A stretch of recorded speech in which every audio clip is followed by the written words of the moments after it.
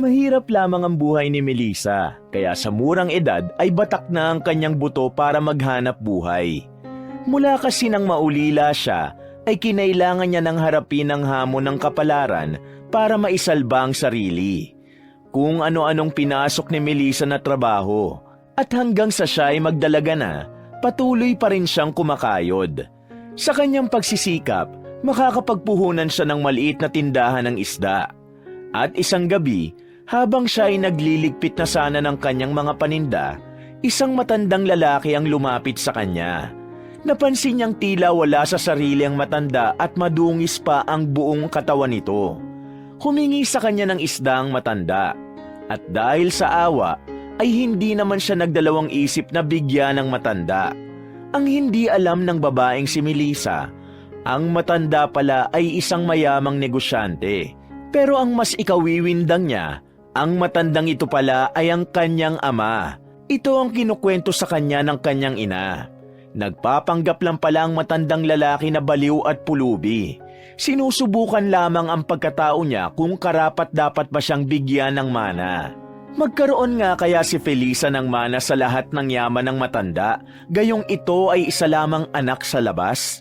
Ano kaya ang mangyayari kapag nalaman ng mga naunang anak ng matanda na siya pala ay anak nito sa ibang babae? Maging maganda pa nga kaya ang buhay ni Melissa? O baka naman sa halip na umangat, mas lalo lamang itong ilubog ng kanyang mga kapatid sa ama. Ito po muli si Mr. Hope at sabay-sabay nating tunghayan ang isa na namang napakagandang kwento.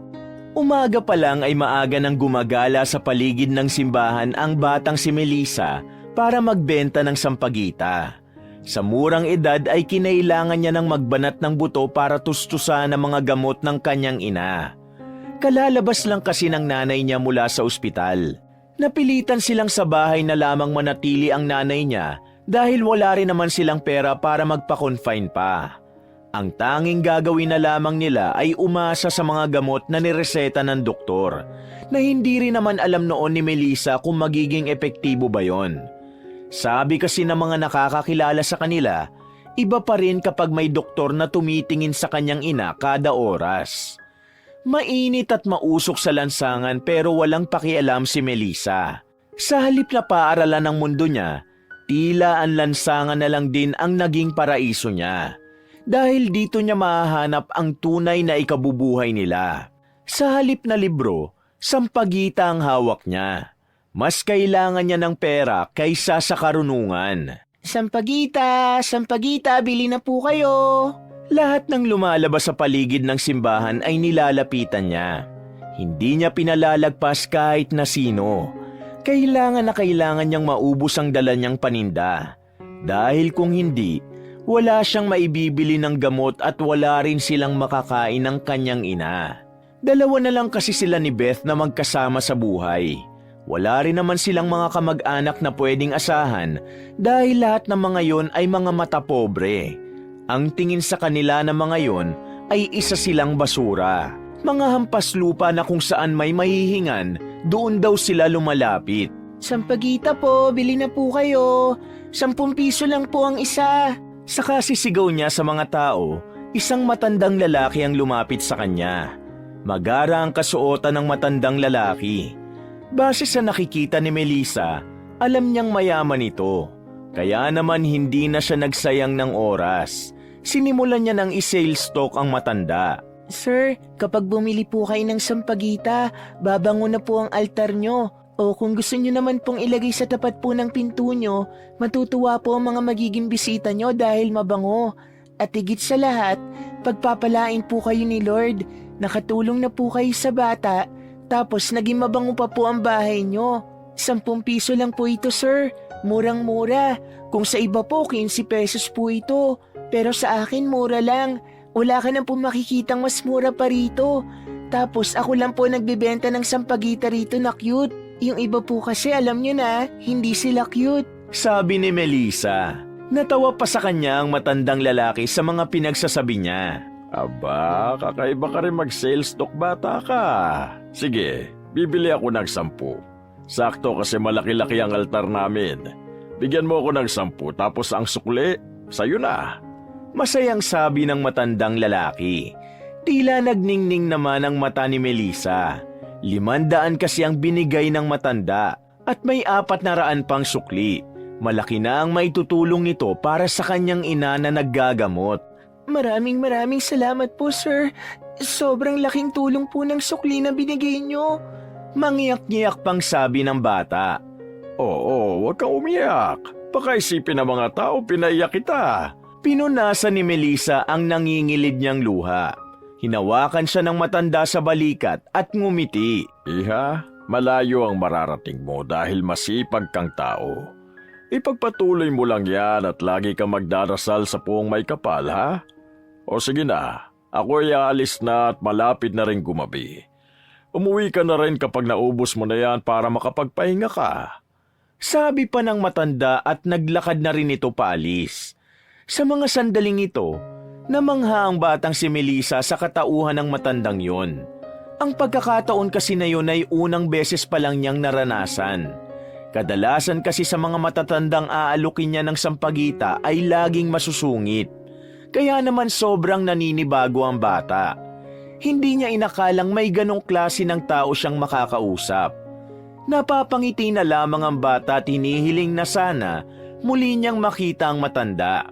Hindi para bentahan ulit ng sampagita, kundi para mas makilala pa niya ito. Pakiramdam niya kasi matagal na niyang nakita yon. Sayang, nakalimutan ko pang itanong kung anong pangalan niya. Napapailing na lamang na wika ni Melissa. Naubos na ang mga tao sa simbahan pero hindi pa rin nauubos ang dala niyang sampagita. Nasa 8 pa yon. At kung mabebenta niya pa ito ay malaking dagdag na rin ang 80 pesos. Habang nasa tapat ng bakery, kausap ni Melissa ang kanyang kaibigan na si Brian. Katulad niya ay nagbebenta rin to sa lansangan. Pero basahang bilog naman ang binebenta ng batang lalaki. Wow, ang swerte mo naman pala kung ganun. Baka mamaya si Papa God yun tapos nagpanggap lang na tao kasi mabait ka. Pabiro pang sabi ni Brian. Natawa naman si Melissa. Hindi yun si Papa God, ano ka ba? Hindi pa ako karapat-dapat na makaharap sa kanya. Pakiramdam ko mabait lang talaga si Sir kaya niya ako tinulungan. Sana lahat ng tao ganun, no? Para natutulungan din tayong mahihirap. Sabi naman ni Melissa sabay sip-sip sa soft drinks. Hindi, wag din tayong masanay sa mga tulong na nanggagaling sa iba. Sabi kasi sa akin ni Papa, kapag nasanay kang may tumutulong sa'yo, mas lalo kang hihina. Sagot naman ni Brian. Mas lalong hihina? Anong ibig sabihin nun? Melissa, parang makakampante ka ng may tutulong sa'yo palagi. Kaya ang mangyayari, hindi ka na magsisikap sa buhay. Magiging mahina ka na. Hindi naman ako umaasa sa tulong ng iba, Brian. Alam mo naman ang buhay namin ni Mama. Kami lang ang magkakampi. Kahit nga mga kamag-anak namin ayaw sa amin eh. Sadyang natuwa lang ako kanina sa matandang lalaki. Kasi may mga ganong klase pa pala ng tao. Napabuntong hininga na lamang ang batang si Melissa. Basta tayo, kailangan natin magsikap para magkaroon tayo ng maraming pera. Tumayo pa ang batang si Brian at para bang nagmamalaki pa ito. Bakit ka ba kasi nagbebenta pa ng basahan? Maayos naman ang pamilya mo. Nakakakain ka ng 3 beses sa isang araw. Minsan pa nga sobra kasi nagmemeryenda ka pa. Hindi ka rin naman kinakapos sa baon mo sa school. Ako nga walang school Melissa, kaya ako nagbebenta ng basahan para may sarili akong pera. Di ba nga ang sabi ko sa'yo kapag lagi kang umaasa sa iba, manghihina ka. Kaya nga ayoko nang umasa kina Mama at Papa para hindi na rin sila ganong mahirapan. Alam mo, dapat ang ginagawa mo mag-aral ka lang kasi yun naman ang gusto ng mga magulang natin Huwag mong pilitin ang sarili mo na gumaya sa akin. Kasi ako, kailangan ko talaga. Ikaw gusto mo lang. Brian, magkaiba tayo. Ako seryoso na ako sa buhay, ikaw nilalaro mo pa lang. Kaya hanggat nandyan ang mga magulang mo, sumandal ka sa kanila. Bata ka pa Hindi pa ito ang tamang panahon para hindi mo sila asahan. Hindi mo pa kakayanin mag-isa sa buhay. Maswerte ka kasi nandyan pa sila sa'yo. Kaya hanggat nandyan pa sila, samantalayin mo na lang. Sabi ni Melissa. Muli na namang napaupo ang batang lalaki sa tabi ni Melissa. Seryoso na rin ang mukha nito. Oo na, tama ka na. Gusto ko lang naman kasing magkaroon ng sariling pera para mabili ko ang gusto ko, ganun. Naiintindihan naman kita, Brian.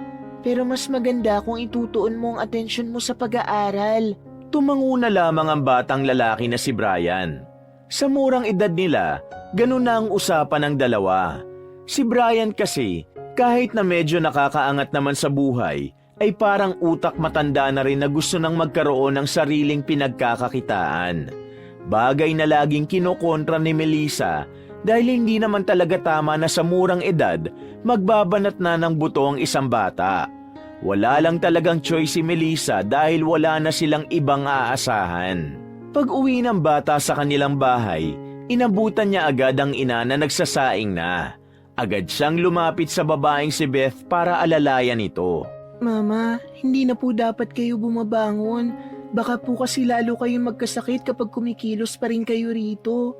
Nag-aalalang sabi ng batang si Melissa. Alam ko namang pagod ka sa paglalako mo ng sampagita. Kaya naisipan ko naman na ako na lang ang gagawa. Isa pa, kaya ko pa namang kumilos, anak. Nakangiting wika naman ni Beth. Mama, kahit na po. Ang sabi sa atin ng doktor nung nakaraan, hindi ka dapat napapagod. Kaya kapag wala pa ako rito, hintayin nyo na lang po ako. Kasi uuwi naman po ako ng maaga palagi. O kaya naman, bago ko umalis, magsasaing na po ako agad. Diyos ko naman talaga itong batang ito. Alam mo anak, nahihiya na nga ako sa iyo Kasi wala man lang ako magawa para sa atin. Ikaw pa na anak kong naghahanap buhay na dapat nag-aaral ka lang.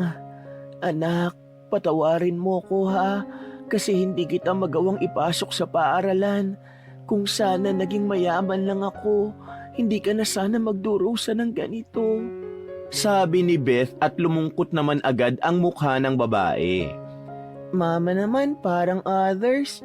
Siyempre gagawin kong lahat ng to dahil mahal kita. Dahil mama kita. Kasi alam ko naman na kapag naging maayos at magaling ka na, magiging maayos na rin ang pamilya natin. Ma, huwag niyo na po akong isipin. Ayos lang po ako. Darating din ang panahon na magiging okay din po tayo. Masayang sabi naman ng batang si Melissa. Huwag ka mag-alala. Kapag gumaling na ako naman ang magtatrabaho. Lahat ng gusto mo ay bibilhin ko para sa'yo. Hinaplos pa ng babae ang pisngi ni Melissa at saka nagpakita ng malapad na ngiti. Mga ilang sandali lang ay sumapit na rin ang kinagabihan. Kagaya ng lagi nilang sistema, gulay na naman ang kanilang inuulam. Yun kasi sa tingin ng bata ang mas magandang kainin ng kanyang ina. Lumipas pa ang mga araw, mas lalong nagsikap ang batang si Melissa sa paglalako ng tindang sampagita. Bilad sa lansangan at kung minsan pa ay nauulanan na rin siya. Pero wala lang naman yon kay Melissa. Ang tanging tumatakbo sa kanyang isipan ay kumita ng pera. Ang tanging prioridad niya ay ang kanyang ina. Ang tumal naman ngayon, nakakainis kasi umulan pa. Sabi na lamang ni Melissa habang nakaupo sa gilid. Nakasilong siya sa bakery. Nang aalis na sana siya, biglang nakita niya ang kapitbahay nilang si Aling Maricel. Huminto ito sa harapan niya at nagsimula itong magsalita na para bang nag-aalala. Melissa, Diyos ko naman, saan ka ba nagpuntang bata ka? Wala ka bang alam sa nangyari sa mama mo? Tanong ng Aling si Maricel. Agad namang nabahala ang bata. Tila may trauma na kasi ito sa mga ganong klase ng balita. Bakit po? Ano po bang nangyari kay mama? Ang mama mo, itinakbo nila Pepang sa ospital. Paano nakita kasi nilang walang malay sa bakuran ninyo? Alam mo ang mabuti pa, pumunta ka na sa ospital. Baka hindi mo paabutang buhay ang mama mo. Sa sinabing yun ng Ali ay agad-agad na tumakbo ang batang si Melissa. Kamuntikan pa nga itong mabundol ng jeep. Mabuti na lamang ay agad na nakapreno ang lalaking driver. Gamit ang kakaunting na pagbentahan, sumakay siya ng tricycle patungo sa ospital. Kabadong-kabado ang bata dahil sa tuwing maitatakbo ang kanyang ina sa ospital, pakiramdam niya tuluyan na siya nitong iiwan. Nang makarating siya roon ay nakita niyang nasa tapat ng isang silid si Aling Pepang. Malungkot ang mukha nito at para bang katatapos lang ding umiyak. Aling Pepang, nasan po si Mama? Ano pong nangyari sa kanya? Tanong ng batang nag-aalala. Hindi sumagot ang matanda. Tumingin lang ito sa pintuan. Kaya naman dali-daling pumasok doon si Melissa. Nadatnan niya ang kanyang ina na may nakasaklob ng puting tela. Pagtanggal niya ng tela, kita niyang putlang-putla ang mukha ng mama niya. At kahit na anong gawin niyang paggising dito, ay hindi na ito muli pang dumilat. Abot langit ang kalungkutan ng bata sa mga sandaling ito. Yakap niya ang kanyang ina at nagmamakaawa siya na sana muli itong mabuhay. Mama! Mama, bakit niyo po ako iniwan? Akala ko po ba magpapalakas kayo at magpapagaling? Bakit po ganito? Sino na lang ang makakasama ko, Mama? Magumising kayo! Kailangan ko po kayo sa buhay ko, Mama! Inawat na siya nang may mga dumating ng nurse. Kinuha na ang katawan ng kanyang ina habang siya naman ay hinawakan na lang din ni Aling Pepang. Melissa, wala na ang mama mo. Masakit mang isipin pero kailangan natin yung tanggapin. Ang isipin mo na lamang ay nagpahinga na rin siya. Wala nagpagod at wala na siyang mararamdamang sakit. Wika ni Aling Pepang. Pero Aling Pepang, siya na lang po ang meron ako. Siya na lang po ang kasama ko sa buhay. Paano na lang po ako? At saka mahal na mahal ko po ang mama ko. Hindi ko po kayang mabuhay lang wala po siya. Sabi pa rin ni Melissa nang umiiyak pa rin. Halos mahigit 1 oras din ang lumipas bago tuluyang kumalma ang batang si Melissa. Tulala na lang ito sa isang tabi habang naghihintay sila ng update. Mga ilang sandali lang, biglang dumating ang batang si Brian. Alalang-alala rin ito para kay Melissa. Iho, ikaw na muna ang sumama rito kay Melissa. Kailangan ko na kasi umuwi na muna sa amin. Naiwan ko pala ang mga niluluto ko. Sabi ni Aling Pepang. Sige po, marami pong salamat. Sagot naman ni Brian. Umalis na rin ang matanda. Agad namang kinausap ni Brian ang kanyang kaibigan. Melissa, ayos ka lang ba? Ikaw kaya ang mamatayan ng mama? Tapos tanungin kita kung ayos ka lang. Makakasagot ka kaya ng oo? Sarkastikong sabi ni Melissa na humihikbi-hikbi pa rin. Sorry na, hindi ko kasi alam ang sasabihin ko eh. Brian, hindi ko na alam ang gagawin ko. Wala na akong kasama. Sinong tatakbuhan ko? Sinong sasandalan ko kapag nahihirapan ako? Sino na lang ang dahilan kung bakit ako magtatrabaho? Wala na si Mama. Nandito naman ako, Melissa. Hindi kita iiwan. Di ba magkaibigan tayo habang buhay? Nakangiting wika ni Brian. Kahit na papaano'y gumaan ng bahagya ang kalooban ni Melissa. Naramdaman niyang may isa pa rin palang taong nananatili sa kanya. Pero iba pa rin kapag ang mismong ina niya ang nasa tabi. Kaso nga lang, magmula sa mga sandaling ito ay kailangan niya nang tanggapin na siya na lamang ang mag-iisang haharap sa bawat bukas. Makalipas ang usapan na yon ay umuwi na rin sila. Kinabukasan, nagsimula na agad ang burol. Kakaunti lang ang mga pumunta. Ni isa ay walang kamag-anak nila ang dumating. Sa katunayan, puro mga matanda lang ang naroon. Melissa, matulog ka na muna. Ako na ang bahalang magtimpla ng kape para sa kanila. 10:00 na ng gabi oh. Wika ni Brian sa kanya. Ayokong iwan si Mama rito. Magkakasakit ka pag hindi ka natulog. Ikaw, Brian, ikaw na lang ang matulog. Umuwi ka na sa inyo kasi baka pagalitan ka pa ng mama at papa mo. Sabi naman ni Melissa habang nakatingin pa rin sa kabaong ng kanyang ina. Nagpaalam naman ako sa kanila eh. pupunta nga sila rito bukas. Kaya sige na, magpahinga ka na muna. Gisingin na lang kita ulit mamaya para palitan ako. Tumingi ng seryoso ang batang si Melissa kay Brian. Kita niya na talaga namang nag-aalala ito sa kanya. Napangiti na lamang ng mapait si Melissa. Kahit na paano'y masaya siya dahil kay Brian. Sinunod na lamang ni Melissa ang sinabi ni Brian. Tutal, maghapon din namang pagod ang katawan niya. Pumasok siya sa loob ng kanilang maliit na bahay at naidlip. Mabilis na lumipas ang mga araw, nailibing na rin ang kanyang ina. At matapos yon, alam na ni Melissa na malaki na ang magiging pagbabago sa buhay niya. Mag-isa na lamang niyang haharapin ang bawat umaga. Bagay na unti-unting nagpapabigat ng kalooban niya. Pero ganun pa man, pinilit niya pa ring mabuhay. Itinigil niya na ang pagtitinda ng sampagita. Isinama siya ni Aling Pepang sa palengke para magtinda ng isda. At dahil nga rito, ito na rin ang nagsilbi niyang hanap buhay. Hindi na niya namalaya ng panahon. Sa palengke na rin pala siya tuluyang nagdalaga. Melissa! Napalingon si Melissa sa malakas na boses na tumawag sa kanya. Sandali niyang binitiwan ang hinihiwang tilapia at saka pinagtuunan niyo ng pansin.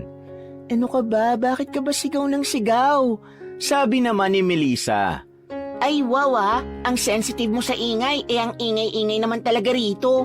Sabi naman ng dalagang si Mary Jane. Ano ba kasing problema mo? Salubong ang kilay ni Melissa. Gala tayo mamayang gabi. Libre ko na. Unang sahod ko, girl.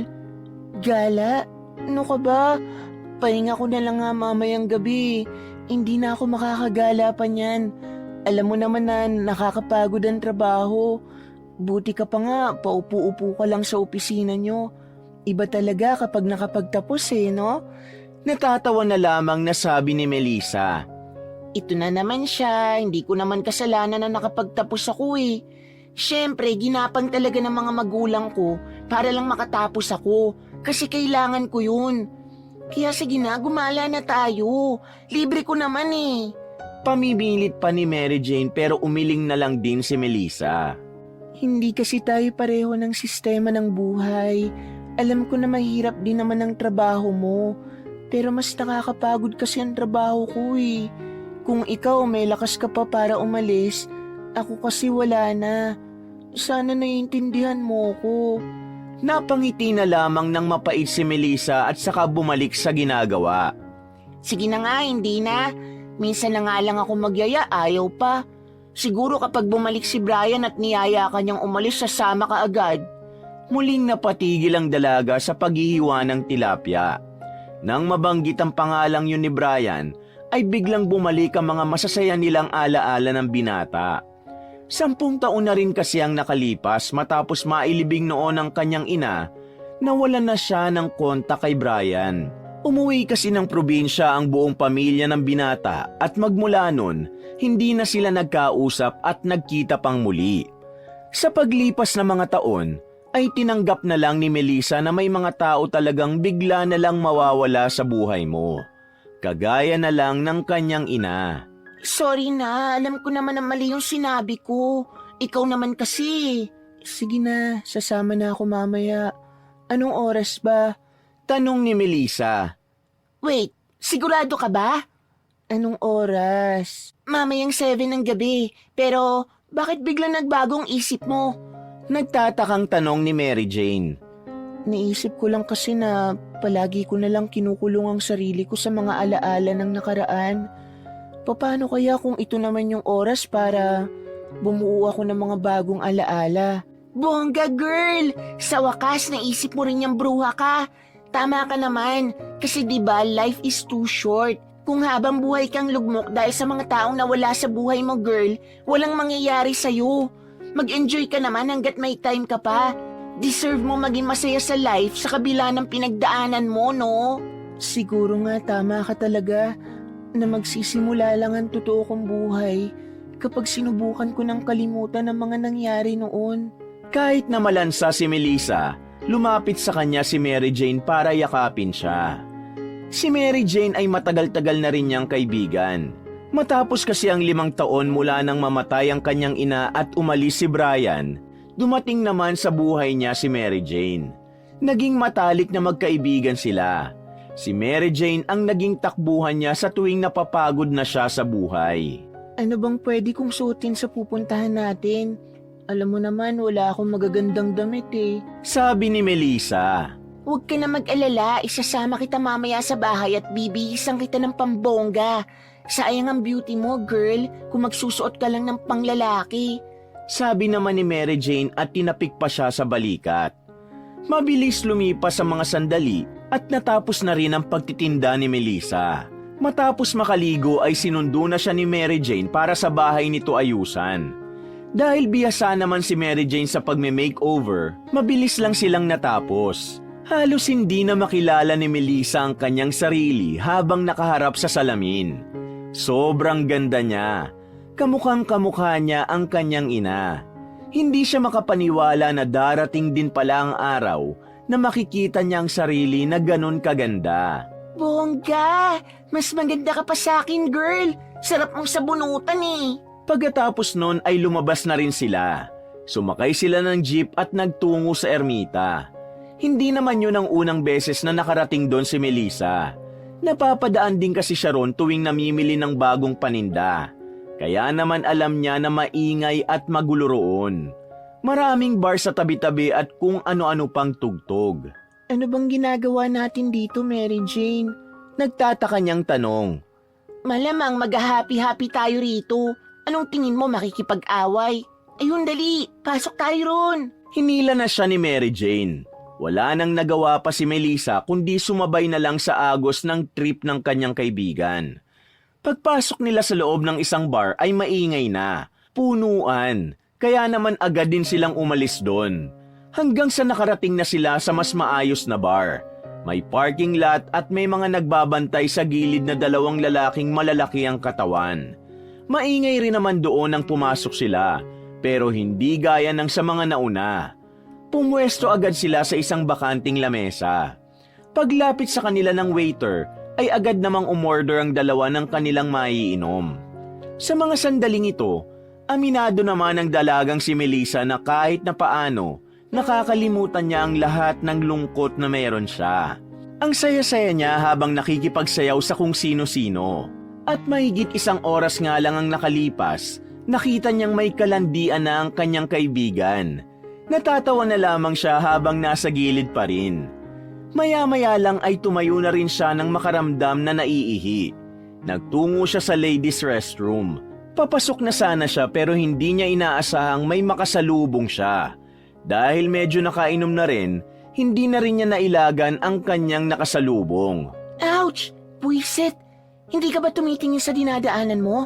Are you blind? My God! Iritadong sabi ng isang babae na artistahin ng datingan. Maganda at sexy. Kita pa ang pusod nito at ang hubog ng katawan. Pasensya na, hindi ko kasi nakita. Sorry talaga. Sorry? Are you an idiot? Munti ka na ako matumba sa pagkakabangga mo. Then now you're telling me na sorry? What kung natumba ko at tumama ang ulo ko sa sahig?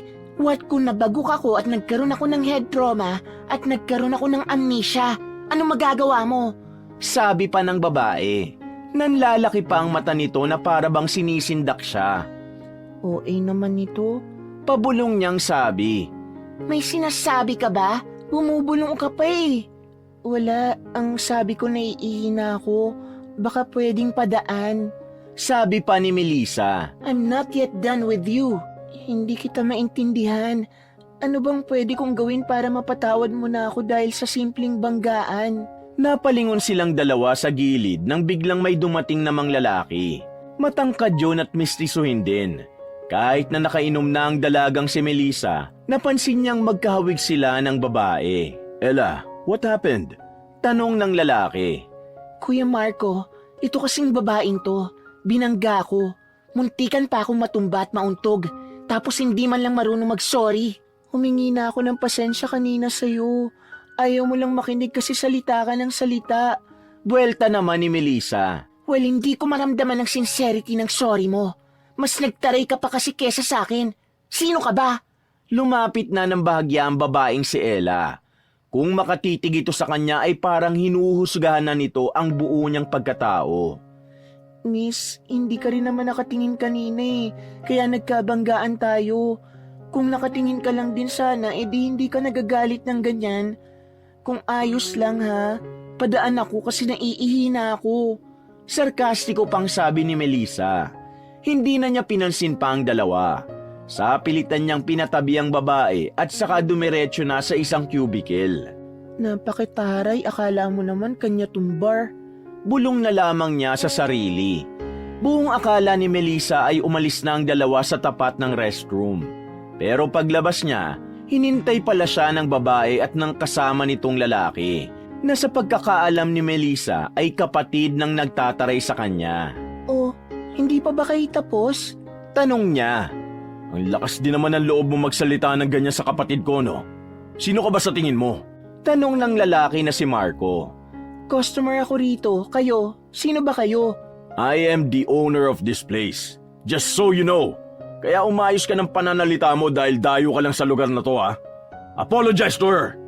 Utos ng lalaki kay Melissa. Mukhang galit na rin ito dahil nagtaas na rin ito ng boses. Grabe naman kayo kung makasigaw. Parang pinapalamon mo ko Pero sige, para matapos na to. Miss, sorry. Hindi ganyan ang sorry na gusto ko. Buwelta ni Ella. Paano ba dapat? Ang gusto ko lumuhod ka sa harapan ko. Santo ka ba para luran? Manigas ka. Maglalakad na sana paalis si Melissa nang biglang hablutin ng babae ang kanyang buhok. Hinila yun pabalik, kaya naman halos matanggal na ang anit niya. Pagbitaw ng babae ay agad niyang sinampal ng malakas. Gulat na gulat ang magkapatid. Hindi nila inakalang papalag si Melissa kay Ella. How dare you! Akmang lalapit si Marco sa kanya pero mas tinapangan niya pa sa mga sandaling ito. Subukan niyong lumapit. Basta gulera ako sa amin. Baka mabangasan ko yung mga mukha niyo. Sige! How dare you to touch my beautiful face! Sabi naman ni Ella. Sumugod to ulit pero inilagan lang yun ni Melissa. Nasubsob tuloy ang babae dahil sa kawalan ng balanse. Anong ginawa mo sa kapatid ko? Sabi naman ni Marco. Sige, lapit! Pananakot pa ni Melissa. Tinulungan ng lalaki ang babaeng makatayo. Pagkatapos ay ipinatawag na rin ito ang mga security guard para palabasin si Melissa. Kinaladkad siya palabas ng bar. Nagulat na lang din si Mary Jane sa nangyari. Nasa parking lot na sila noon habang nagpapalamig ng ulo. Napapakamot na lang sa batok ang babaeng si Mary Jane. Hindi kasi nito inakalang magkakaroon ng kaaway si Melissa sa loob ng bar. Tahimik na tao lang naman kasi si Melissa kaya wala sa itsura nito ang pagpalag. Anyari, lumandi lang ako saglit, may nakaaway ka na. Dismayadong sabi ni Mary Jane. Anong saglit? Ang tagal mo nang nakikipaghalikan dun sa lalaki. Umihi lang naman ako sandali. Tapos nakabangga ko yung babaeng yun. Galit na galit. Nangingi na nga ako ng pasensya Sabi naman ni Melissa. Girl, kapatid ng may-ari ng bar ang ginuumbag mo. Tingnan mo, napalabas ka tuloy. Baka mamaya ireklamo ka pa ng mga yun sa mga pulis Pakialam ko, sila naman ang nanguna Bigla niyang hinila ng malakas ang buko. Di sinampal ko.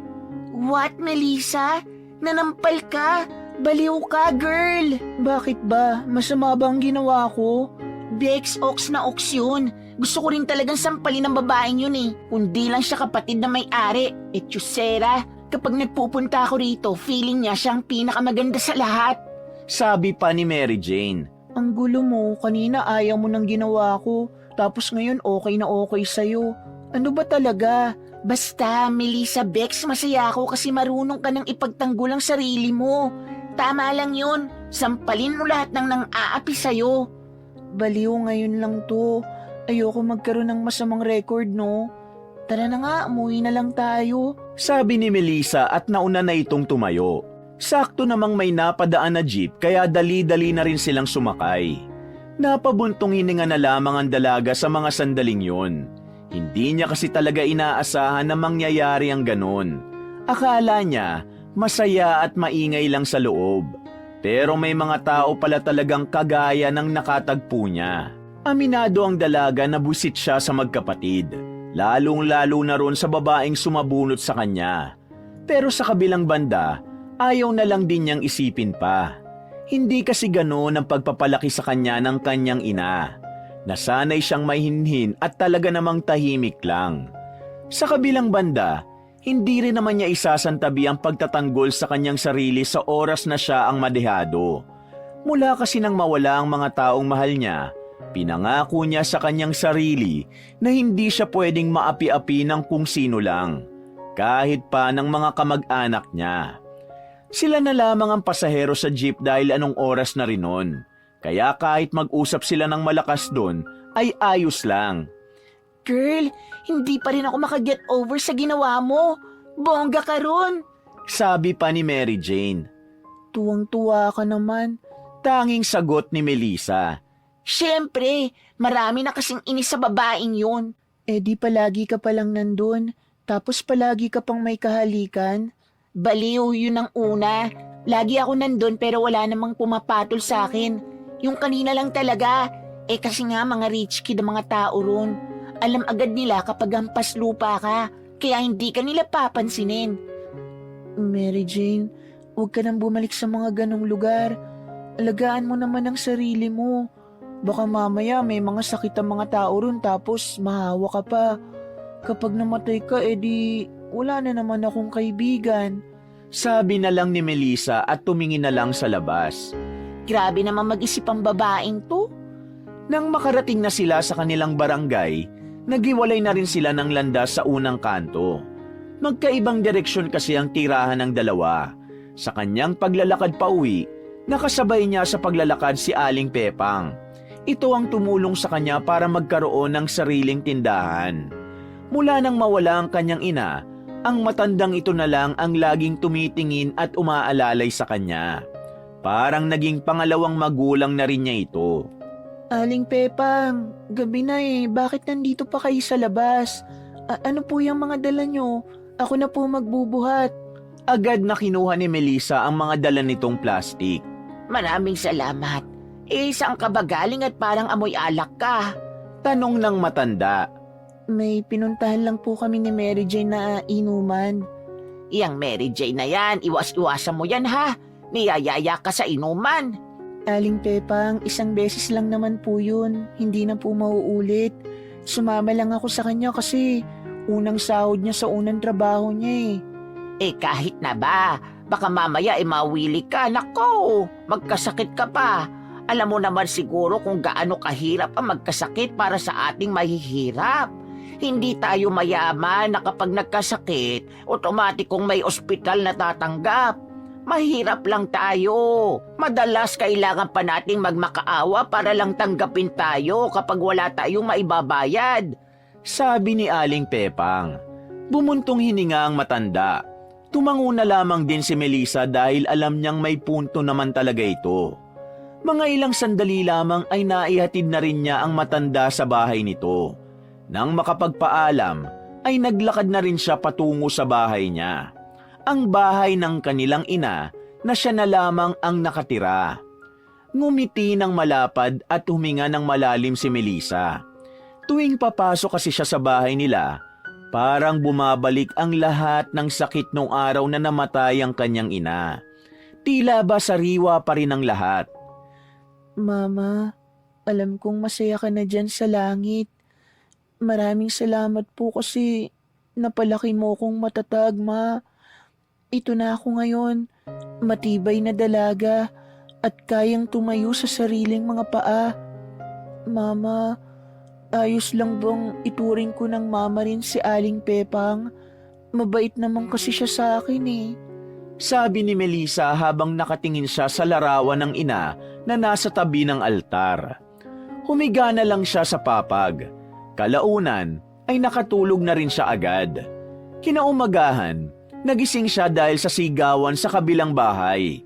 Nag-aaway-away na naman kasi ang mga yon. Pero sa halip na mainis, lihim na nagpasalamat na lang ang dalaga dahil sa ingay nila. Kung hindi, baka malabo siyang magising ng maaga. Matapos makaligo ay inihanda na rin niya mga kailangan niya sa pagtitinda ng isda. Binuksan na rin niya ang malaking cooler na may isda na punong-puno ng yelo. Kumuha siya ron ng paninda niya at sandaling tinimbang. 5 kilo ng tilapia, bangus, at 10 kilo ng galunggong. Ayos na siguro to ngayon. Sabi niya matapos maisampa sa kanyang kariton ng mga isda. Naglakad na rin ang dalaga habang tulak-tulak ang kariton patungo sa palengke. Mayroon siyang pwesto roon na kanya rin namang binabayaran kada kinsenas. Kakapwesto niya pa lang ng mga sandaling yon nang may lumapit sa kanyang matandang lalaki. Uugod-ugod na ito. Puti na ang buhok pero hindi pa naman kuba. Tuwid pa ang tindig. Pero kapansin-pansin na nagpapalaboy-laboy lang yun sa kalsada dahil sa hindi nito maayos na damit at pang-ibaba. Mayroon kasing punit ang sando nito at marumi naman ang short. Iha, anong isda ang nandyan? Malabo kasi ang mata ko. Tanong ng matandang lalaki. Galunggong, tilapia at bangus po. Ilang kilo po ba ang bibilin nyo at alin po dyan? Tanong naman ni Melissa. Kita ng dalaga na tila lumungkot ang mukha ng matanda. Napalunok yun ng laway habang nakahawak sa tiyan. Sa puntong yon, alam na ni Melissa kung ano ang nais ipahiwatig ng matanda. Alam niya kasi ang pakiramdam na mawalan, kaya naintindihan niya agad ang tingin ng matandang lalaki. Wala ho kayong pambili, ano po? Tanong ng dalaga. Wala nga talaga. Nagugutom na kasi ako. Sagot naman ng matandang lalaki. Sige ho, bibigyan ko na ho kayo ng 1 kilong galunggong. Namilog ang mata ng matandang lalaki sa pagkabigla. Hindi ito makapaniwala na bibigyan siya ng dalaga. Sigurado ka ba? Wala ka pa yatang benta. Ganun po talaga. May nangangailangan eh. Kailangan nating tumulong sa mga nangangailangan. Alam ko rin po kasi ang pakiramdam ng walang-wala. Nakangiti namang tugon ng dalaga. At dahil dito ay napangiti na lang din ang matandang lalaki. Hindi. Nakakaya. Ganito na lang. Babalik ako rito. Hahanap ako ng paraan para makabili. Naku, hindi na po. Bibigay ko na lang po ito sa inyo. Hindi, iha. Naiintindihan ko na matulungin ka pero syempre, alam ko na may pangangailangan ka rin naman. Kaya sige, ako aalis na muna ha. Bahala na kung saan ako makadiskarte. Sana pagbalik ko may maabutan pa ako. Maraming salamat iha ha. Pero gusto kong magbayad. Teka, alis lang ako ha. Sabi ng matanda at dali-dali na ring naglakad paalis. Napapailing na lamang si Melissa. Ngayon lang kasi siya nakakita ng pulubi na may ganong klase ng mentalidad. Kadalasan kasi sa mga nabibigyan niya noon ay paghingi lang talaga ang gustong gawin. Natawa na lamang ang dalaga. Itinuon na lamang niya ang atensyon sa pagtitinda. Makalipas ang ilang oras ay sumapit na nga ang pananghalian. Kailangan niya nang itabi muna ang mga paninda niya dahil kakain na rin siya. Paalis na sana siya nang biglang bumalik ang matandang lalaki. Bagsak ang mga balikat nito, malungkot at parang dismayado ang mukha. Anong nangyari? Tanong ni Melissa.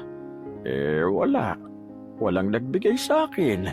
Hindi ako nakadiskarte. Ang sabi ko naman ho kasi sa inyo kanina, ibibigay ko na lang po sa inyo yung isda. Hindi nyo na po kailangan bayaran pa.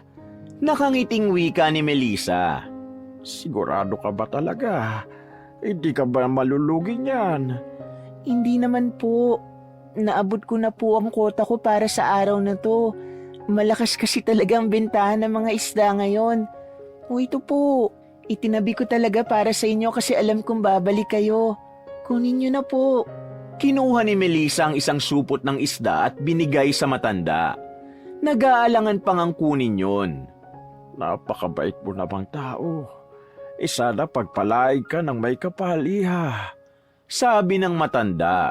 Ginagawa ko lang po ang turo sa akin ng mama ko na kapag may nangangailangan, tulungan ko kung may kakayang makatulong. Sige po mauna na po ako. Iluto nyo na lang po yan Sabi ni Melissa. Naglakad na siya pero napahinto agad nang may mapagtanto siyang bagay. Humarap siyang muli sa matanda. Tay, saan nyo nga po pala yan lulutuin?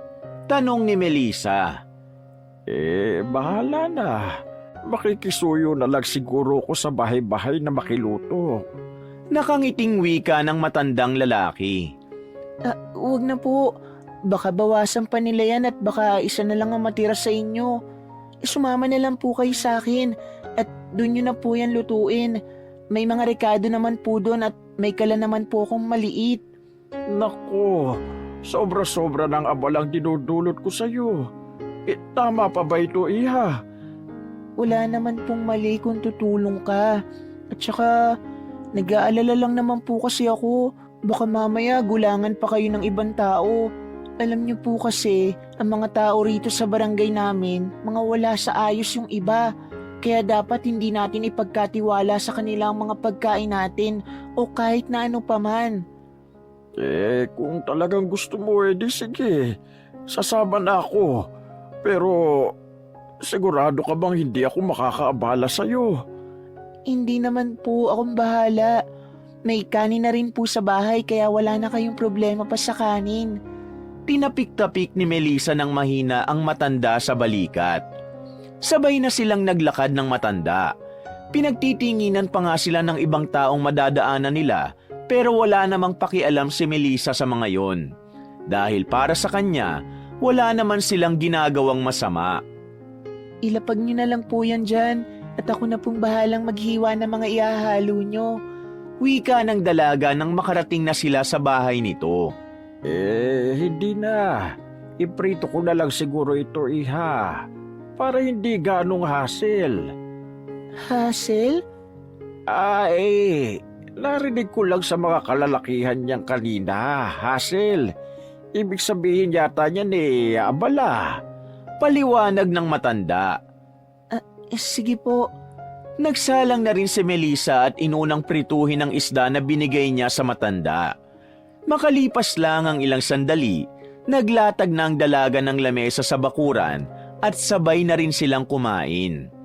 Noong mga sandaling yon, pakiramdam ni Melissa ay parang matagal niya nang kilala ang kaharap niya. Para bang ang gaan-gaan ng pakiramdam niya habang kinakausap niya ang matanda. Siguro napakabuti rin ng mama mo, ano? Tanong ng matanda nang matapos na silang kumain. Opo, napakabuti po niya. Kaya po siguro kinuha na siya ni Lord. Wala na po kasi ang mama ko. 10 taon na pong nakakalipas. Bumakas ang bahagyang lungkot sa mukha ng dalaga. Naalala na naman kasi niya ang mga sandaling kasama niya pa ang kanyang ina.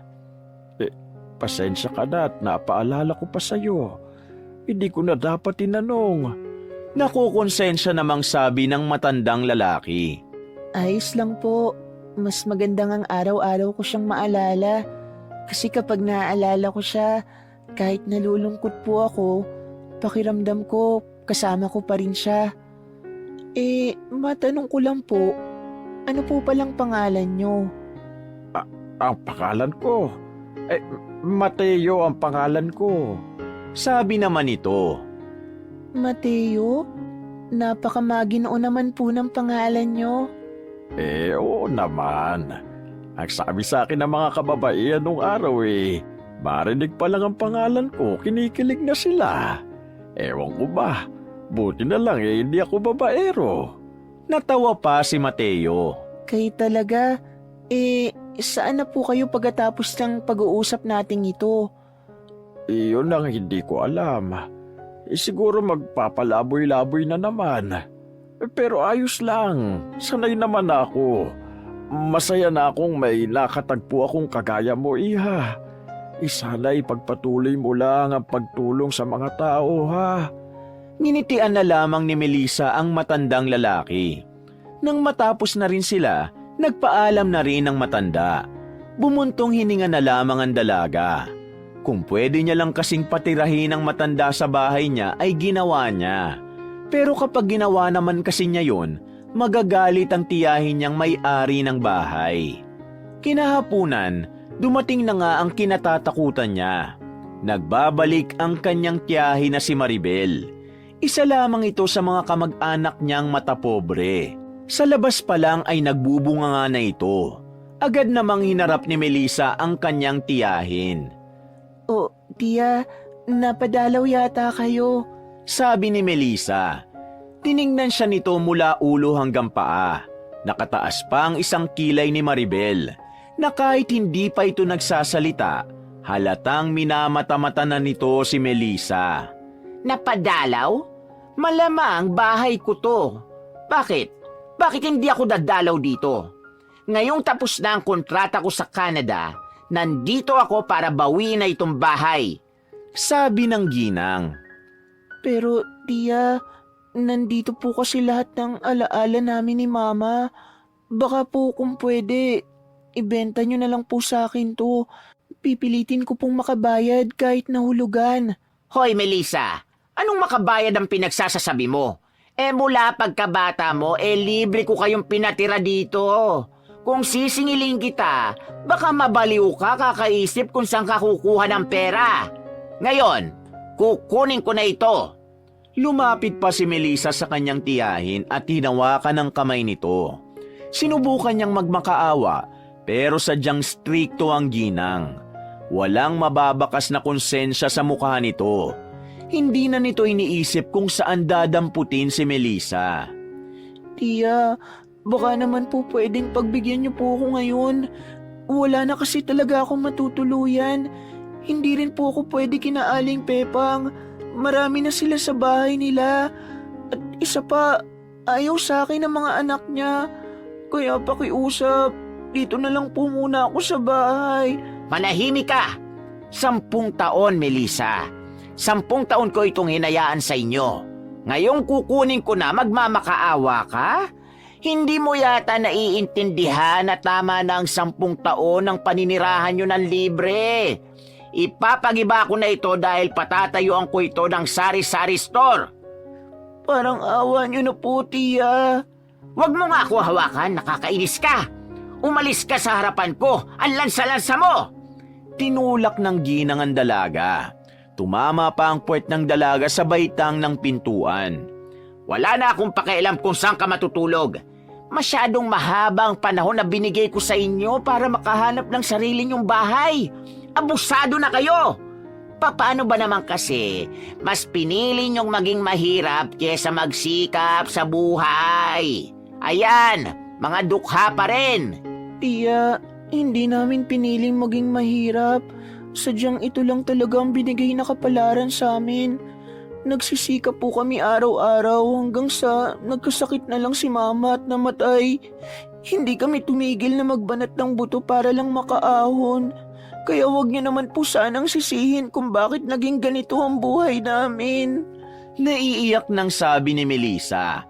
Ay, wala na akong pakialam kung ano man ang pinagdaanan ninyo. Basta, babawiin ko na ang bahay na ito.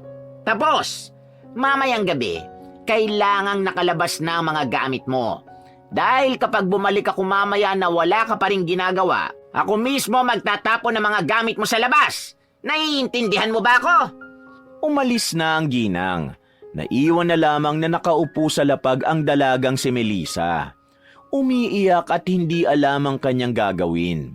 Kahit na anong isip ang gawin niya ay wala siyang maisip na pwede niyang malapitan.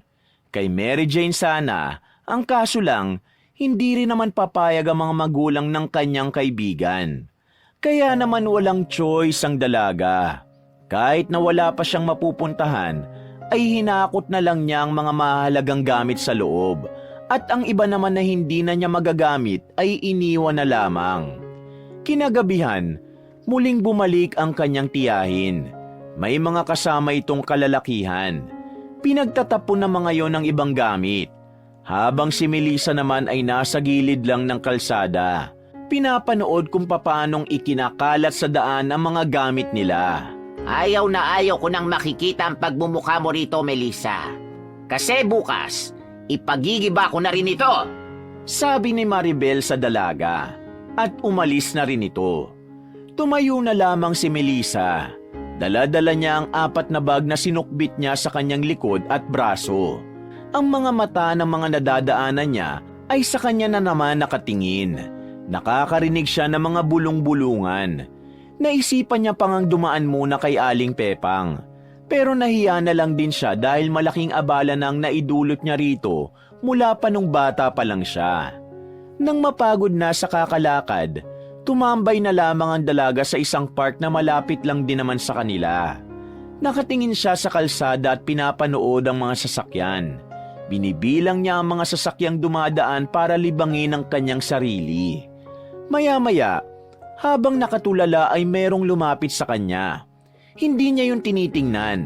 Narinig na lamang niya na nagsalita ang matandang lalaki. Iha, anong nangyari sa'yo? Tanong ng boses matandang lalaki. Pamilyar sa dalaga ang boses na yon kaya dahan-dahan siyang nag-angat ng tingin. Nakita niya ang matandang si Mateo. Nakangiti at maaliwalas ang mukha. Sobrang layo ng itsura nito sa pagiging palaboy na pulubi. Nagtataka si Melissa kung bakit magara ang suot ng matanda. May mga alahas din ito. Napaisip tuloy siya na talaga bang ito ang matandang tinulungan niya o baka kamukha lamang ito. Manong Mateo, kayo po ba yan? Nagtataka rin niyang tanong. Wala ka bang mapuntahan, Iha? Tanong ulit ni Mateo. Kahit nagtataka ay minabuting sagutin na lang niya ang matanda. Wala po. Pinalayas na po ako sa bahay. Dumating po kasi ang tiya ko. Siya kasi ang may-ari ng bahay na matagal na naming tinitirhan ni Mama. Hindi ko alam na ngayon ang balik niya kaya nagulat ako. Hindi po ako nakapaghanda. Wala rin naman kasi akong pambayad sa kanya sakaling payagan niya akong bilhin na lang ang bahay. Pero, Manong Mateo, bakit po kayo nakasuot ng ganyan? Parang kanina lang po madungis kayo. Sabi ni Melissa. Ngumiti ng malapad ang matandang lalaki. Tumabi ito sa kanya at tinapik siya sandali sa balikat. Saka ko na ipapaliwanag sa'yo sa biyahe kung sasama ka. Meron akong lugar para sa'yo, Iha. Kung gusto mo, magtrabaho ka rin doon sa akin para hindi ka na nasa lansangan ngayon. Sandaling nagkatinginan ng dalawa. Hindi maipaliwanag ni Melissa kung bakit ganun pa rin kagaan ang loob niya kay Mateo. Kaya naman, hindi na siya nagdalawang isip na sumama sa matanda. Interesado rin kasi siyang malaman kung bakit biglang nagbago si Mateo. May 2 lalaki na lumapit sa kanila na gaya ni Mateo ay nakasuot din ng pangpormal. Tinulungan na sila nito na ipasok sa itim na sasakyan ang mga gamit ng dalaga at umalis na rin sila kaagad. Magkatabi sila ni Mateo sa backseat. Iha, hindi totoo na isa kong palaboy. Ang totoo, nagpapanggap lang talaga ako para malaman kung busilak ba ang puso mo. At hindi nga ako nagkamali. Totoo ngang mabuting tao ka. At dahil sa kabutihan mo, gusto kong suklian yon. Gusto kong dalhin ka sa mansyon. Doon ka natitira. Gusto mo magtrabaho? Hayaan kita. Basta tanggapin mo lang ang alok ko. Sabi ni Mateo. Nabibigla po ako sa mga nangyayari. Ibig sabihin, niloko niyo lang po ako na isa kayong mahirap. Hindi magandang pakinggan kapag sinabing niloko. Sabihin na lang nating sinubukan lang kita. Pero bakit niyo naman po ako sinubukan? Malalaman mo rin balang araw, Iha. Sa ngayon, kailangan mong sumama sa akin para naman makabawi ako sa'yo. Ngumiti na lamang ang matanda at binalot na rin ng katahimikan ang loob ng sasakyan. Makalipas lang ang kalahating oras, nakarating na rin sila sa exclusive na subdivision. Huminto ang sasakyan sa harapan ng malaking bahay. Nakakalula yon para kay Melissa. Sa buong buhay niya kasi ay ngayon lamang siya nakarating sa ganong klase ng bahay. Parang palasyo ang nasa harapan niya. Manong Mateo, sigurado ba kayong inyo ito? Baka mamaya pagalitan tayo kapag pumasok tayo dyan eh. Iha, lahat ng nakikita mo ngayon ay sa akin. Kaya huwag kang mag-alala. Malaya kang papasok dito. Halika na, mauna na tayo. Wika ni Mateo. Yung mga gamit ko po. Ang mga tao ko na bahala dyan. Dadali nila yan sa magiging silid mo at sila na rin ang magtuturo sa'yo kung saan ka magkakwarto. Lalong nakaramdam ng hiya ang dalaga. Hindi niya tuloy alam kung anong sasabihin niya. Hanggang sa mga sandaling ito kasi ay nawiwindang pa rin siya. Nang makapasok na sila sa sala ng mansyon, bumungad agad sa dalaga ang malalaking frame na nakadikit sa pader. Kita niya na nasa frame na yon si Mateo. Dahil dito, tuluyan na nga niyang nakumpirma na totoong hindi palaboy ang matanda. Natawa na lang siya dahil hindi rin talaga niya nahalatang nagpapanggap lang si Mateo. Manong Mateo, bakit po pala ang galing niyo magpanggap na pulubi? Dati po ba kayong pulubi? Pabiro at pabulong niyang tanong.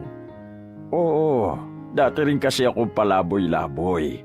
Sa maniwala ka sa hindi, tumakas lang kasi ako noon sa bahay ampunan. Tapos ayun, natuto akong magtinda-tinda ng kung ano-ano hanggang sa naisipan ko ng mas palakihin pa ang mga negosyo ko. At ito na rin ako ngayon. Paliwanag ng matanda na mararamdaman pa ang pagmamalaki nito. Tumigil ang dalawa sa dining room nang may lumapit sa kanilang isang kasambahay. Manang, pakihandaan nga ng makakain ng bisita natin.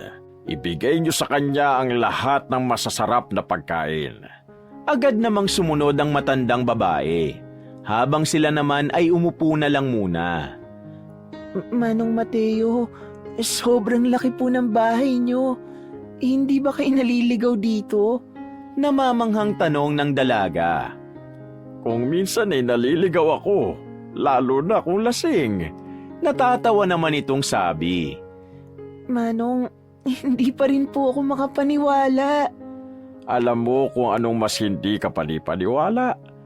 Yan ay yung pagtulong mo sa kapwa kahit na ikaw mismo ay nangangailangan din. Sa amin po kasing mahihirap, parang normal na lang po ang ganun. Ang kaso nga lang, napunta ako sa barangay na puro mga masasama ang ugali.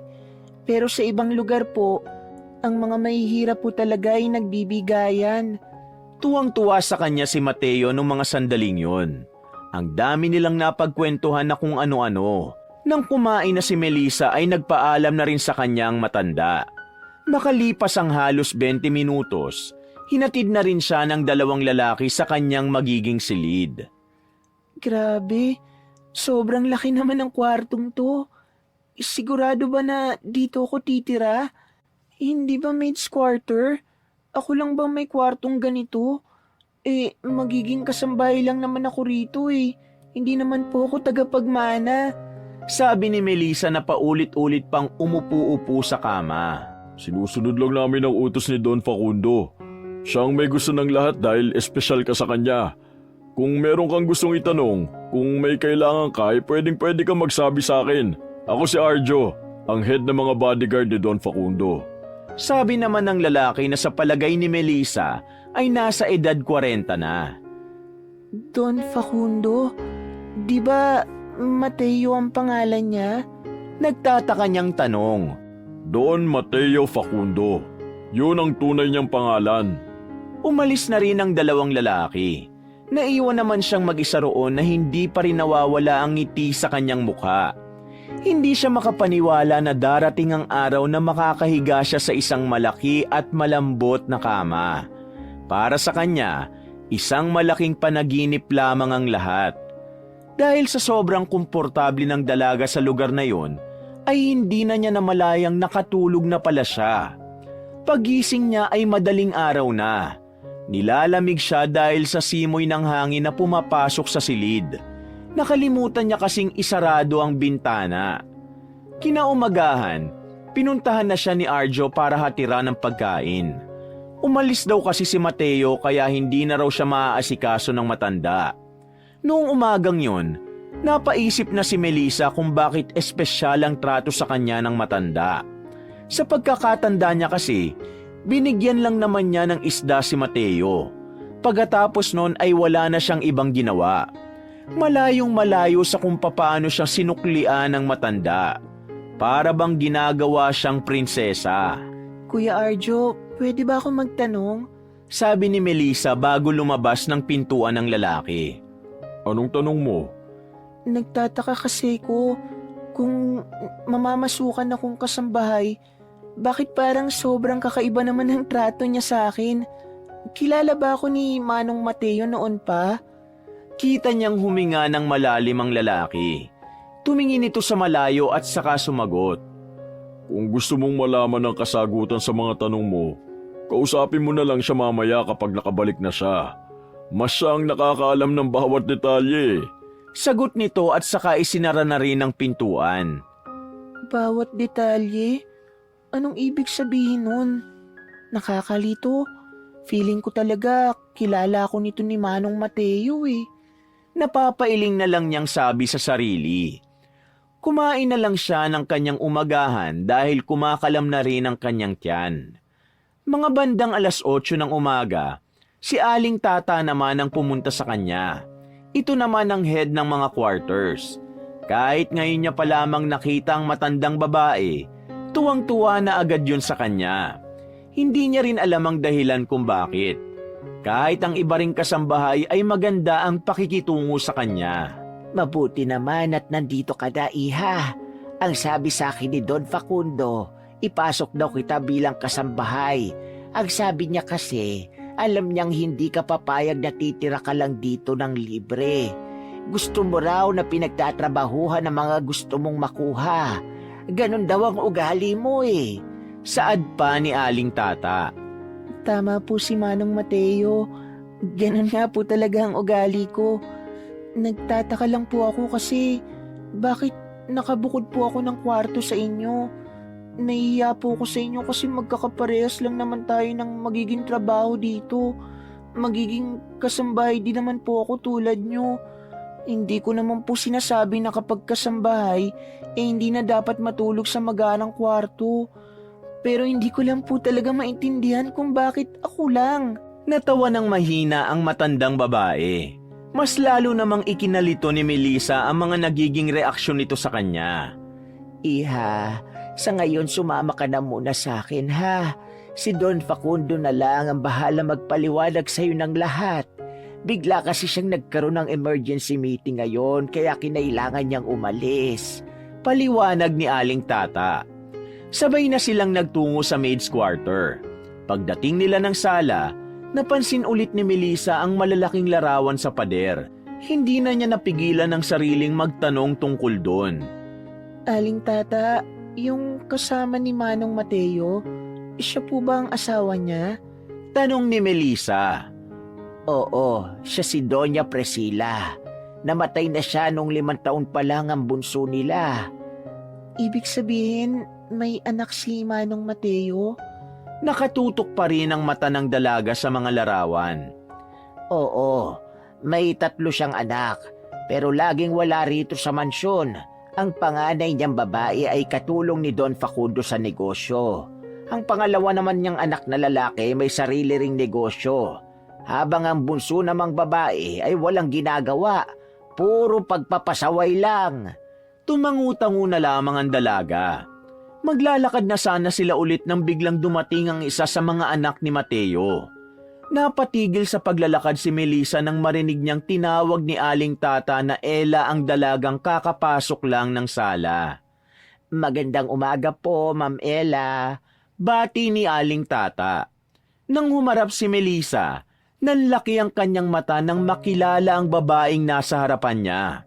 Nagulat din yun nang makita ang mukha niya.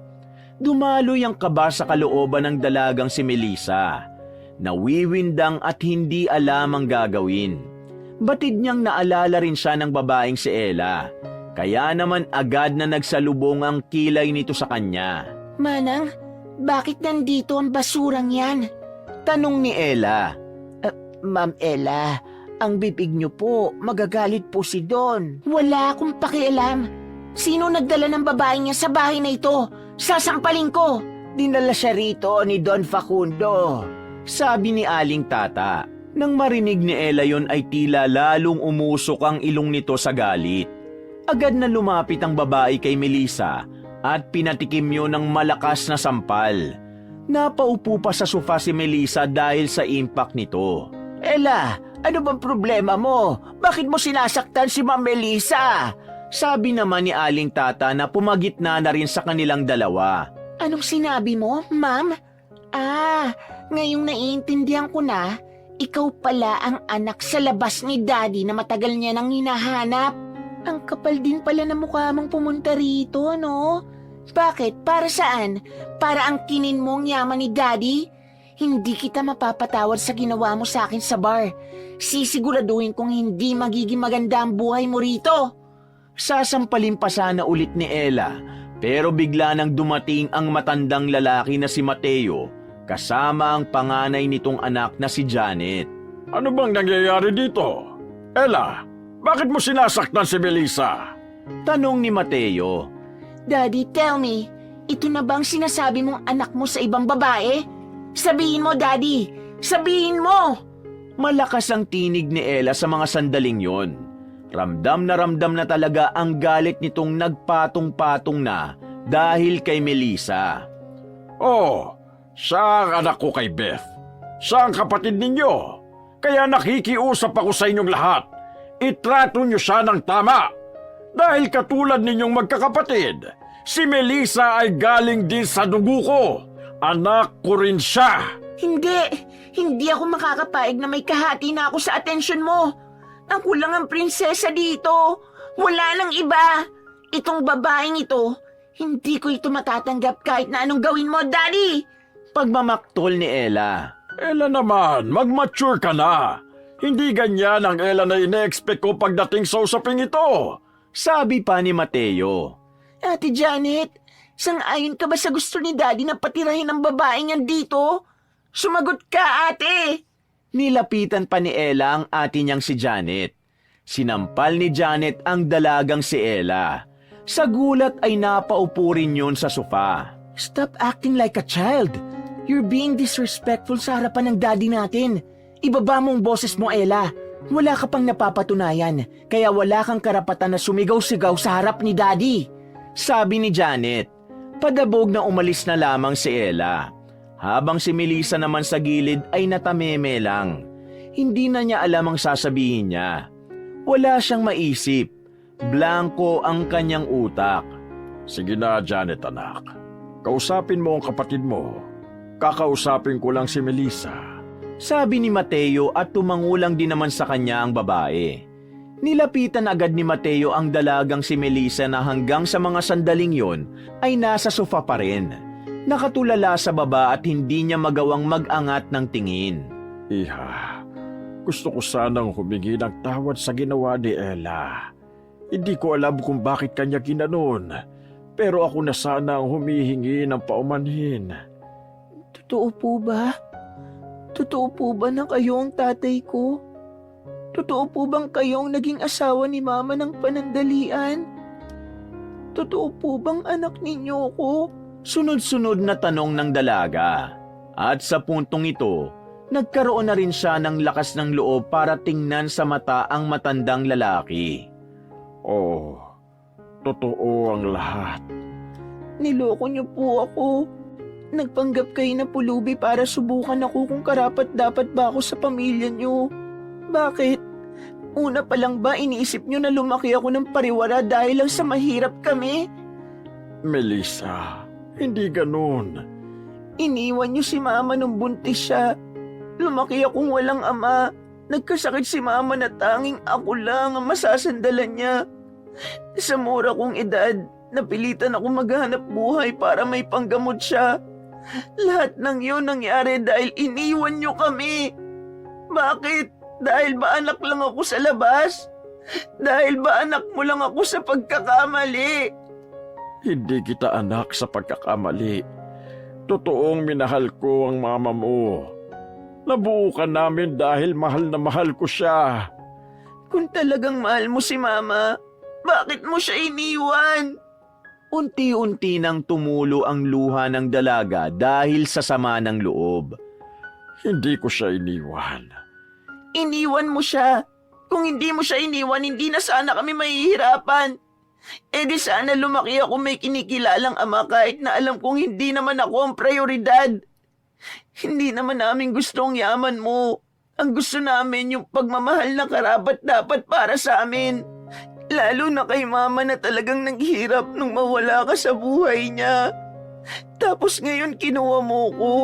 Gumawa ka pa ng gimmick para lang mas madali mo akong madala rito. Bakit? Akala mo ba makakalimot ako sa lahat kapag pinakitaan mo ko ng yaman mo? Akala mo ba mapapawi lahat kapag pinahiga mo ko sa malambot na kwarto? Kapag pinakain mo ko ng masarap na pagkain? Hindi mabubura ng mga material na bagay ang sakit dito sa puso ko. Dahil ang kailangan ko, pagmamahal ng isang ama na hindi mo man lang naiparamdam sa akin noon pa. Kasi nga, anak lang naman ako sa labas. Wala akong karapatang mahalin dahil may nauna. May legal kang pamilya. Melissa, let me explain, please. Hindi. Ayoko nang marinig ang mga paliwanag mo dahil mas lalo lang ako masasaktan. Mas lalo ko lang maiisip na kahit kailan, hindi kami naging mahalaga sa'yo. Tama na ito. Hindi ko kakayaning makasama ang isang tao na naging dahilan kung bakit kami naging miserable. Melissa! Hayaan mo na muna siya, sir. Masyado pa siyang nabibigla sa mga nagyayari. Hindi niya agad matatanggap ang katotohanan. Hayaan mo siyang magpalamig at makapag-isip-isip. Natitiyak kong mapagtatanto niya rin na dapat kanyang pakinggan muna. Sabi ni Aling Tata na nasa gilid pa rin pala. Samantala, hindi malaman ni Melissa kung anong gagawin niya. Sobrang sakit, sobrang bigat ng pakiramdam niya. Kahit matagal niya nang hinihiling na sana ay makilala niya ang kanyang ama, iba pa rin pala ang pakiramdam kapag nakaharap na niya ang taong dahilan kung bakit hindi kumpleto ang kanyang pagkatao. Habang naglalakad siya sa bangketa, napansin niyang nakarating na pala siya sa gusali kung saan nagtatrabaho ang kanyang kaibigan na si Mary Jane. Inabangan niya yun doon, total alam naman niyang 12:00 pa ang pasok ng babae. Hindi nagtagal, nakita na nga niya si Mary Jane. Agad niya itong tinawag. Gulat na gulat naman ang kanyang kaibigan kung anong ginagawa niya roon. Uy, baliw ka talaga. Anong ginagawa mo rito? Tanong ni Mary Jane. Mary... Napayakap agad si Melissa kay Mary Jane. Bigla na lamang itong humagulgol dahil pinagtitinginan na sila ng iba pang tao roon at meron pa rin namang oras si Mary Jane bago ang duty nito. Dinala nito si Melissa sa food court at doon sila nag-usap. Kinwento ni Melissa ang lahat ng nangyari, mula sa pagpapalaya sa kanya ng tiyahin na si Maribel hanggang sa mga nalaman niya sa mansyon. Windang na windang din si Mary Jane sa mga pinagsasabi ni Melissa. I-correct ko lang ha. Baka nabibingi kasi ako eh. Yung matandang binigyan mo ng isda na mukhang pulubi, mayaman pala. Yun ang ama mo. Sinubukan lang ang ugali mo kung mabait ka o hindi. Tapos dinala ka niya sa mansyon at dun mo naman nalaman na anak ka pala niya. At yung babaeng nakaaway mo sa bar, anak niya. Ibig sabihin, magkapatid kayo ng bruhang yun? Oo, ganun na nga. Diyos ko, nakakaloka naman to. Ang dami-daming tatay sa mundo. Bakit yun pa naging tatay mo? Eh may anak na bruha yun eh. Napabuntong hininga na lamang din si Mary Jane. Hindi pa ito pumapasok sa trabaho pero stress na agad ito. Hindi ko alam ang gagawin ko, Mary. Lumapit sa kanya si Mary Jane at hinaplos ang kanyang likuran. Best, sinubukan mo na ba siyang pakinggan? Tanong ni Mary Jane. Umiling-iling naman si Melissa. Hindi. Hindi naman sa pinangungunahan kita, Best. Pero tingin ko, kailangan mo rin malaman kung anong paliwanag niya. Kasi kahit ngayong alam mo na kung sino ang tatay mo, mas lalo ka lang maguguluhan kapag hindi mo alam ang buong kwento. Suwestyon sa kanya ni Mary Jane. Hindi ko alam kung kaya kong marinig ang paliwanag niya. Pakiramdam ko, mas lalo lang ako masasaktan eh. Sagot naman niya. Girl, kailangan mong kayanin. Kasi kung hindi mo malalaman, Habang buhay mong dadali ng tanong na bakit niya kayo iniwan noon. Gusto mo bang hindi makausa dahil lang doon? Deserve mo ng explanation. Kung hindi mo magustuhan ng dahilan, ayos lang. Ang mahalaga, alam mo. Naiintindihan mo ba ako? Parang batang tumangu-tangu na lamang si Melissa. Sa mga sinabi ng kanyang kaibigan, kahit papano'y naliwanagan siya. Nakuha na rin niya ang pinupunto ni Mary. Kaya nang pumasok na si Mary sa trabaho, naisipan ni Melissa na kausapin ng kanyang ama. Paalis na sana siya roon pero bigla na lang may lumapit na lalaki sa kanya. Isang lalaki na kahit maraming taon na ang nakalipas, kilalang kilala pa rin niya ang mukha. Melissa? Brian? Oo, ako nga. Sagot ng binata.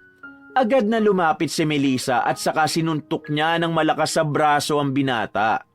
Aray ko naman! Bakit mo ako sinuntok?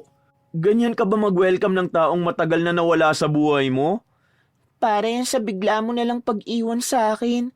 Iniwan mo ako kung kailan ko kailangan ng kasama. Nakakainis ka. Naglakad palayo si Melissa, pero hinabol siya ni Brian. Hinawakan siya nito sa kamay at muling hinarap sa kanya. Pakinggan mo muna kasi ko, para ka naman timang eh. Sabi ni Brian. Hindi ako nakikipagbiroan ah. Seryoso rin ako, Melissa. Kumalma ka muna kasi. Hinawakan ni Brian sa magkabilang balikat ang dalaga para pakalmahin ito. Nang maging kalmado ay sinimulan na ni Brian ang kanyang kwento. Itinaas nito ang damit niya at pinakita nito ang bahagyang parte ng tagiliran niya. Oh, anong gagawin ko sa abs mo? Oo, alam ko maganda na ang katawan mo ngayon kasi malamang nag-gym ka. Anong gagawin ko sa abs mo, Brian, ha? Galit na sabi ni Melissa. Abs pinagsasasabi mo. Tignan mo nang mabuti kasi. Hindi naman yung abs ang pinapakita ko sa'yo eh. Ito, dito ka tumingin. Tinuro pa ni Brian ang daliri nito ang tagiliran niya na may mahabang tahi. Oh, anong nangyari dyan? Tanong ni Melissa. Ilang araw matapos ang libing ng mama mo, bigla na lang may tumubong bukol sa parting to ng katawan ko. Hindi na ako lumabas ng bahay nun kasi sobrang sakit. Hanggang sa lumaki na siya.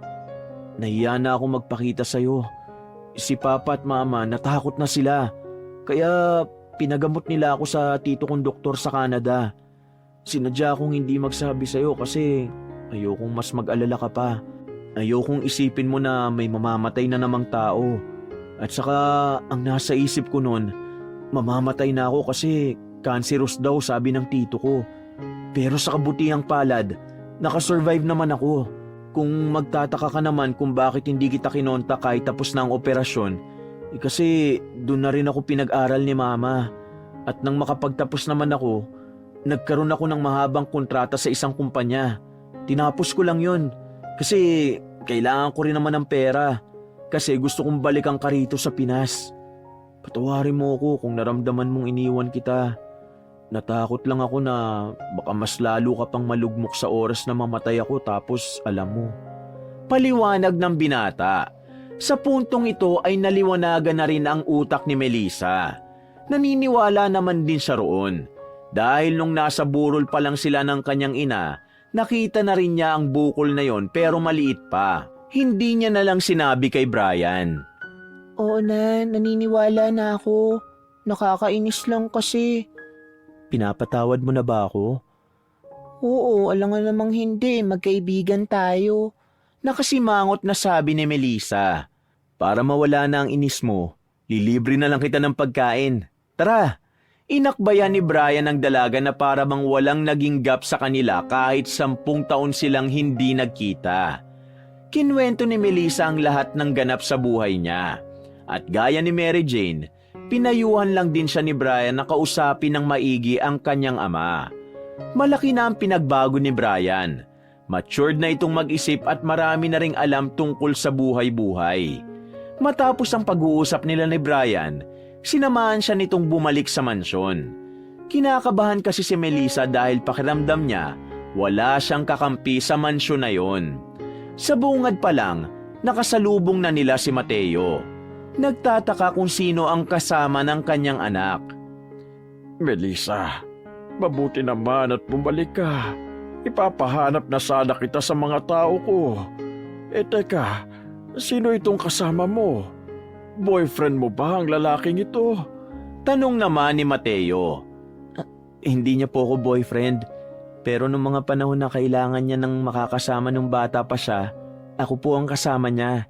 Sabi ni Brian na mararamdaman ang pagmamalaki sa boses.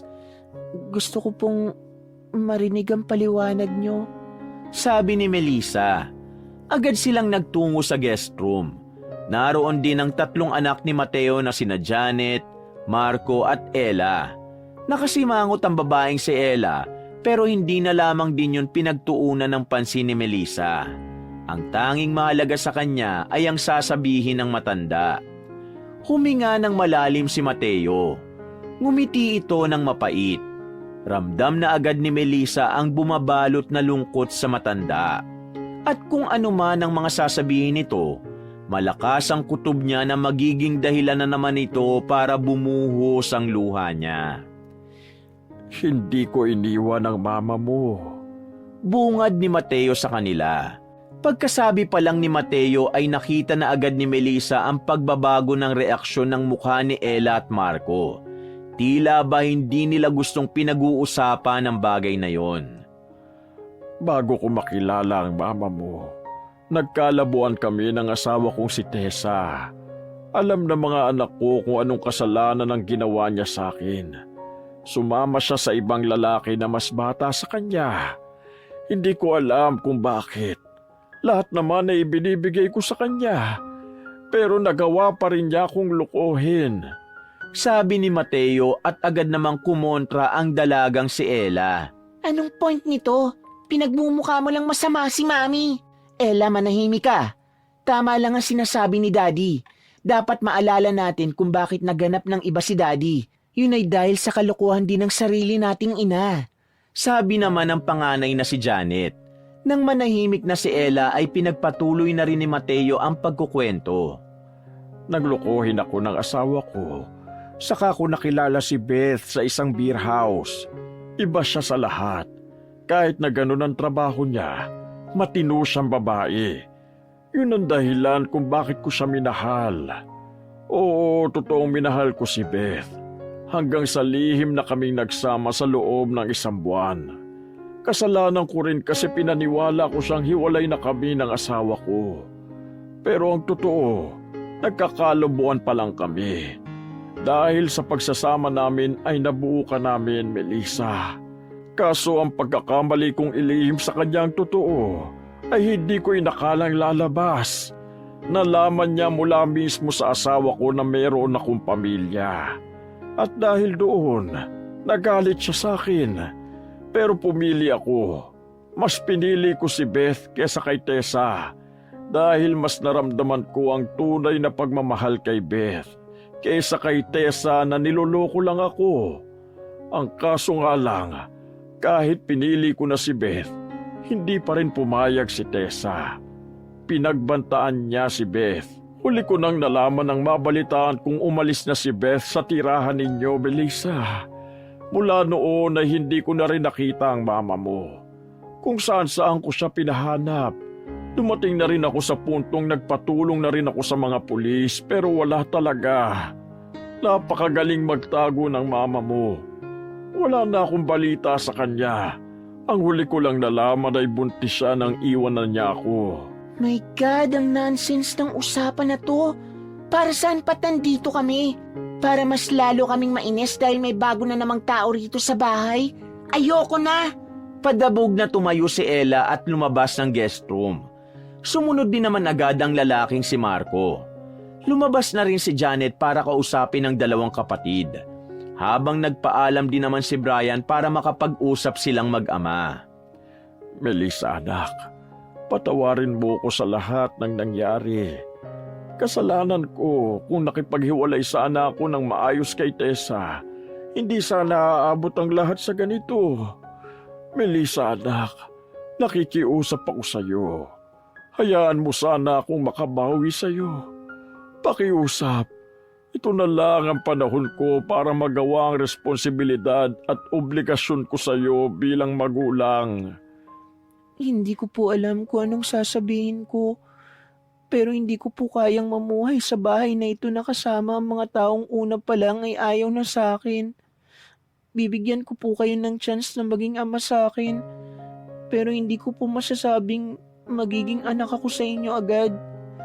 Masyado pong malayo ang agwat ng panahon. Masyado rin akong nabibigla sa mga nangyayari. Paliwanag naman ni Melissa. Ibig sabihin ba nito ay tinatanggap mo na ako? Masayang tanong ng matandang lalaki. Tumangutangulang ang dalaga.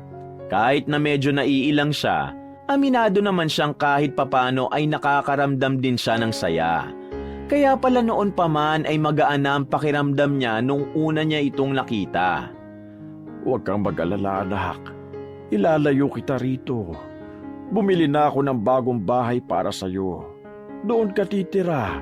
Kaya hindi ka naguguluhin dito ni Ella at Marco. Maraming salamat po.